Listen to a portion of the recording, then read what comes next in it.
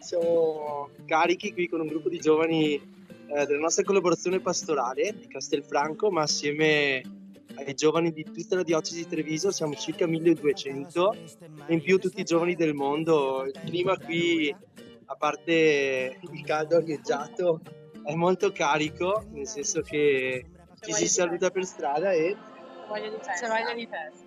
Voglia di festa che si riversa in colori e sorrisi per le strade di Lisbona. Un momento di gioia e divertimento, ma soprattutto un'occasione di condivisione della propria fede. Riscoprire un po' che la fede, il Signore è anche tra noi giovani, e questo è un buon motivo per fare feste insieme, ma anche per riuscire a condividere momenti di preghiera e di fede insieme. E la Giornata Mondiale della Gioventù, conosciuta con la sigla GMG, è un incontro internazionale di spiritualità e cultura dei giovani cattolici, promosso dalla Chiesa su iniziativa del Papa. Sarà presente dal Veneto anche il vescovo di Treviso, Monsignor Michele Tommasi.